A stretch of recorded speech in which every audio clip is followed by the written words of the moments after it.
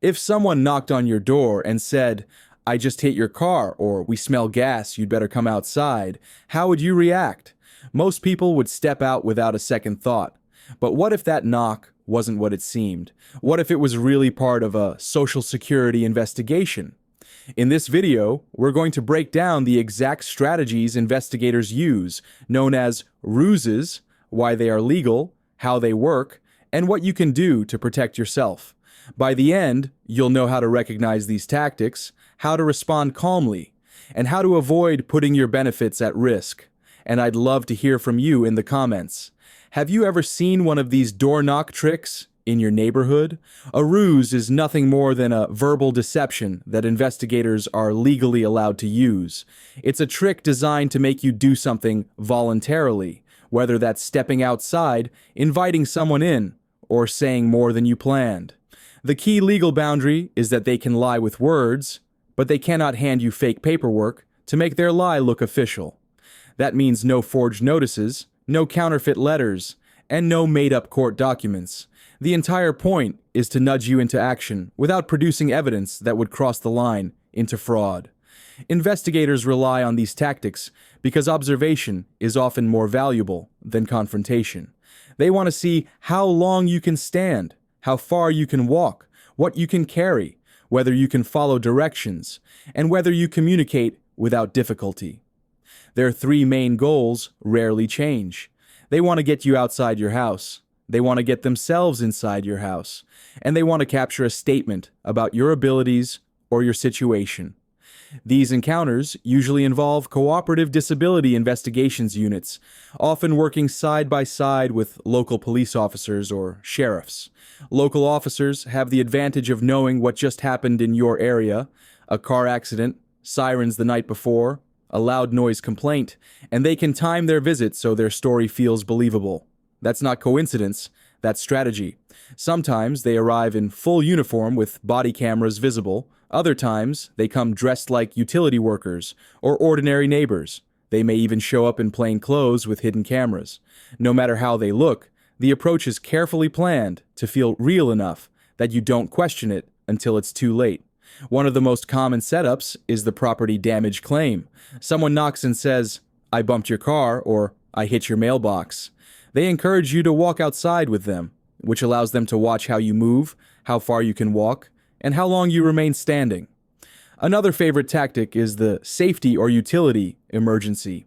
They may say they smell gas, see smoke, or notice something hanging from your car. The sense of urgency pushes people into acting quickly, which can reveal abilities investigators are documenting. There are also package and address mix-ups. A stranger might hand you a package and ask if it's yours, or they may say they're looking for another house number and ask you to show them where it is. A short walk across the yard or down the street gives them more footage. Then there are the fake census takers, surveyors, or road crew members. They may claim they're changing property lines or repaving roads and ask you to step outside and look at markers. Each of these stories is built around moving you further from your doorway and giving them a better look at your physical condition. Investigators also rely on community-focused stories such as noise complaints, reports of a missing child, or concerns from a neighborhood watch group. By appealing to your sense of responsibility, they can get you to point out where you heard sounds or where you last saw someone, which often requires walking around and demonstrating awareness. Witness requests are similar. They might say there was a car accident at 3 a.m. and ask if your cameras caught anything. A friendly exchange can easily turn into a guided tour of your home, giving them a chance to observe mobility aids or equipment that contradicts what you've reported. Pets are another angle. They may say your dog has been barking at night, or that your pet was accused of biting another animal. Because many people regularly walk their dogs, investigators can track routines and use the complaint as an excuse to question you or film you interacting with your pet. Delivery tricks are also common. Someone might bring heavy boxes to your door, claiming they were misdelivered. If you pick them up, the shipping company's records can later confirm exactly how much weight you carried. And then there's the civil papers tactic. An investigator claims to be serving documents, but refuses to actually show them. Asking for the paperwork is always your best defense in that situation. These ruses are not limited to disability cases. They can also target retirement or survivor benefits. For example, investigators may say they are trying to reach an elderly person about a Medicare issue.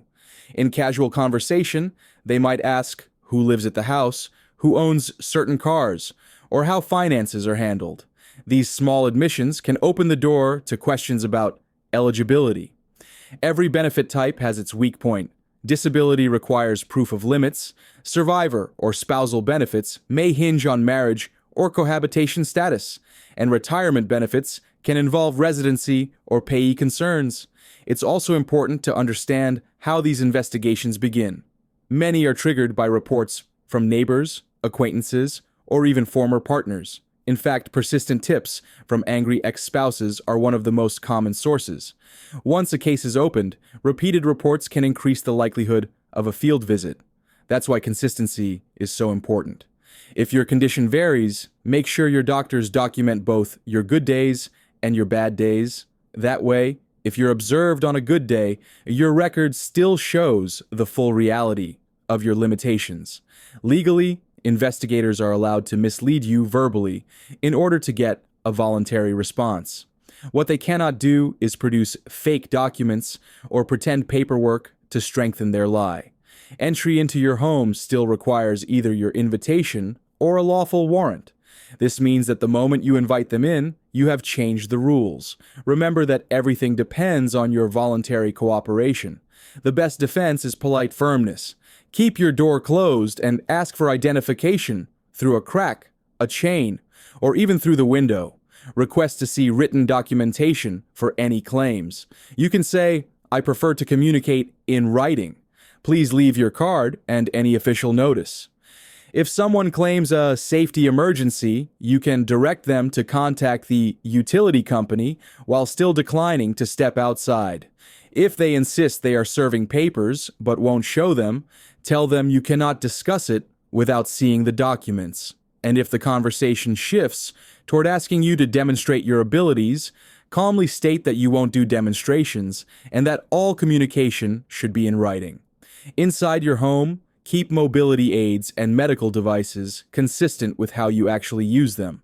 If your wheelchair doubles as storage, be prepared to explain that pattern to your doctor so your record reflects it. Keep a notebook near your door and write down every encounter.